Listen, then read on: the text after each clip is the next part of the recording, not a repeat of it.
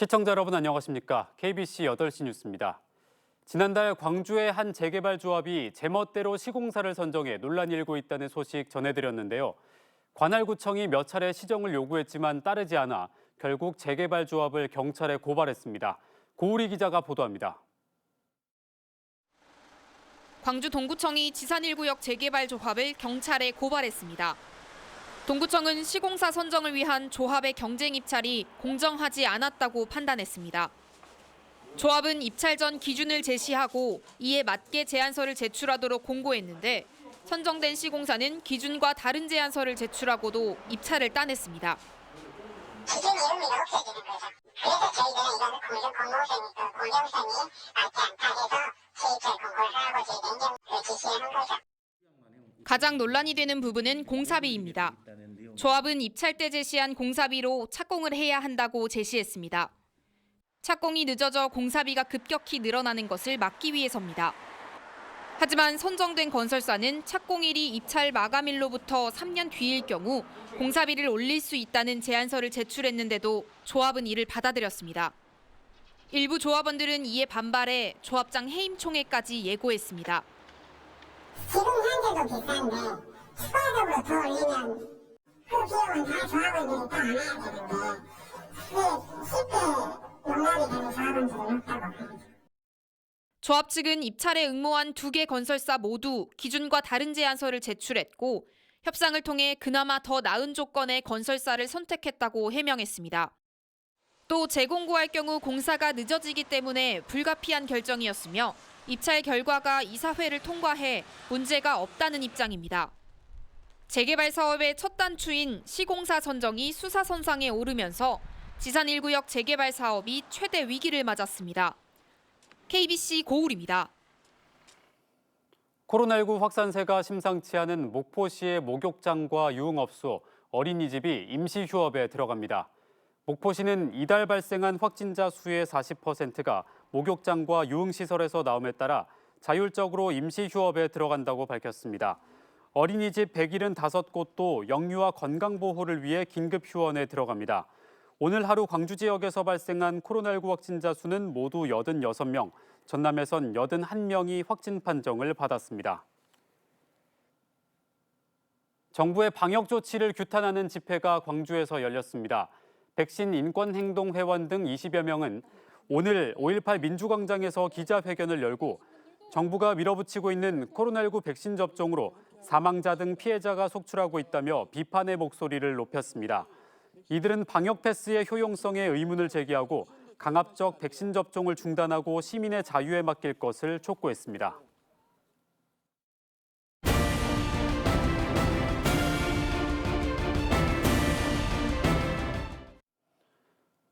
빛가람 혁신도시의 과거와 현재, 미래를 살펴보는 기획보도 혁신도시 플러스 순서입니다. 혁신도시 이전 9년차를 맞은 공공기관들이 2022년 새해를 맞아 미래 비전을 담은 실행 계획을 밝혔는데요. 탄소 중립과 함께 기업 경영의 중심 가치가 된 ESG 경영을 공통 목표로 내세웠습니다. 임소영 기자가 보도합니다. 기후위기 속의 최우선 과제로 직면한 탄소 중립은 혁신도시 공공기관들의 올해 운영 방향에 담겼습니다. 한전은 올해를 2050년 석탄 발전 전면 중단을 주요 내용으로 지난해 선포한 제로포 그린 탄소 중립 비전의 실행 원년으로 규정했습니다. 탄소 중립위원회를 만들어 탄소 중립 관련 정책과 방향을 심의하고 본격 실행에 나섭니다. 탄소 중립의 달성을 위해서 우리에게 주어진 다양한 숙제들을 선제적으로 잘 풀어 나갈 준비를 하는 것이 곧 우리 한전의 지속 가능한 성장 그리고 차별화된 미래 경쟁력을 담보하고 견인하게 될 것입니다. 친환경과 사회적 책임, 투명한 지배 구조를 의미하는 ESG 경영은 모든 공공기관들의 올해 주요 가치로 자리 잡을 전망입니다. AT는 전국의 지자체와 단체, 소비자들이 참여하는 친환경 저탄소 식생활 실천 운동인 코리아 그린푸드데이 캠페인을 이어갑니다. 농어촌 공사도 농어업 분야 전반에 탄소 중립과 직결되는 ESG 가치를 뿌리내리게 한다는 목표를 세웠습니다. ESG 경영의 성과가 농어촌과 농어업의 실질적인 혜택으로 돌아가고 농어민이 체감할 수 있도록 노력해야 합니다. 이전 9년차를 맞은 혁신도시 공공기관들이 시대의 흐름인 탄소 중립, 사회적 가치 경영 실천과 함께 2022년 새해를 맞고 있습니다. KBC 임소영입니다. 코로나 시대 K 콘텐츠의 해외 진출을 지원하는 온라인 B2B 서비스가 시작됐습니다. 한국콘텐츠진흥원은 2016년부터 운영 중인 자체 콘텐츠 수출 마케팅 플랫폼 웰콘에서 국내 콘텐츠 기업과 해외 바이어가 상시 상담과 교류할 수 있는 온라인 마켓플레이스 서비스에 들어갔습니다. 또 미국과 중국, 일본 등 콘텐츠 수출 주요 36개국의 시장 분석 자료와 정보도 플랫폼에 함께 제공하면서 K 콘텐츠 기업들의 해외 진출을 돕게 됩니다. 한국농어촌공사와 한국수력원자력이 농업 생산 기반 시설을 활용한 친환경 에너지 개발과 보급에 나섭니다. 농어촌공사와 한수원은 친환경 에너지 공동개발 양해각서를 맺고 농어촌공사가 보유한 전국의 저수지와 담수호 등을 활용해 새로운 재생에너지 성공 모델을 만들기로 했습니다. 농어촌공사는 오는 2030년까지 2.0 기가와트 규모의 재생에너지 사업을 통해 농어민이 체감하는 이익 공유에 나설 계획입니다. 진도 해상에서 어선 간 충돌로 전복 사고가 발생해 승선원 구조 작업이 진행 중입니다. 목포해양경찰서는 오늘 오후 1시 10분쯤 진도군 장도 해상에서 어선끼리 충돌해 9.7톤급 선박이 전복됐다는 신고를 받고 경비정과 항공기 등을 급파해 전복된 선박에 고립돼 있던 선원 등 4명을 무사 구조했습니다. 다만 선장이 조타실에 남아있다는 선원들의 진술에 따라 조타실 부근에 대한 수색 작업을 벌이고 있습니다. 청정 해역인 남해안에서는 요즘 겨울철 별미인 찰매생이 수확이 한창입니다. 건강식으로 인기를 끌면서 어민들에게는 억대의 소득을 안기는 겨울철 효자 상품이기도 한데요. 이동근 기자가 현장을 다녀왔습니다. 남해안의 청정 해역을 자랑하는 장흥 내저 앞바다. 양식장에 줄지어 설치된 대나무 발을 걷어올리자 검푸른 매생이가 촘촘하게 매달렸습니다.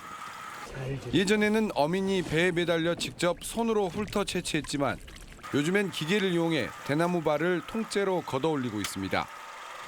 깨끗한 바다에서만 자라는 매생이는 장흥 앞바다가 원조격으로 최적의 요건을 갖추고 있습니다. 저수간만해차가 심하지 않고 또 일조량이 풍부하고 또 간조 시기에 갯벌에 바로 깔아져 가지고 갯벌에 양분을 먹고 자라기 때문에 바다에서 걷어올린 매생이는 곧바로 육지로 옮겨져 세척을 거쳐 선별 작업이 이루어집니다. 소비자들이 먹기 편하게 어른 주먹만한 크기로 한 덩어리씩 시장에 판매되고 있습니다. 매생이는 겨울철 별미이자 보양식으로 이름나 있습니다. 숙취 해소 효과가 콩나물보다 3배나 높고 식이섬유나 칼슘 등이 풍부해 변비 예방과 다이어트 식품으로 인기를 끌고 있습니다.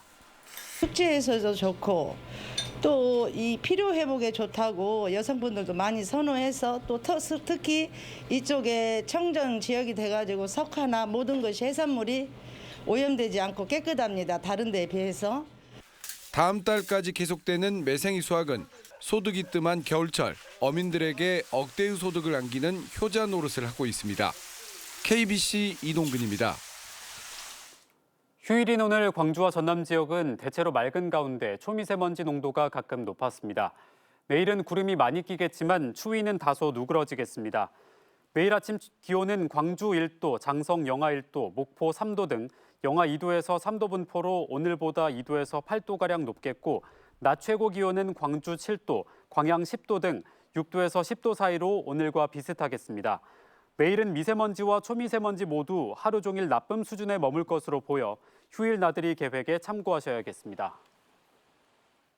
지난해 국내선 이용객이 역대 최고를 기록한 가운데 광주공항 이용객 수도 큰 폭으로 늘어난 것으로 집계됐습니다. 한국공항공사에 따르면 지난해 광주공항을 이용한 국내선 승객은 모두 215만 2,892명으로 전년 대비 24.7% 증가한 것으로 나타났습니다. 광주공항의 국내선 항공기 운항 횟수도 14,764편에 달해 전년 대비 8.8% 증가한 수치를 보였습니다. 영산강유역환경청이 올해부터 10개 국하하천 476km 구간의 관리에 나섭니다.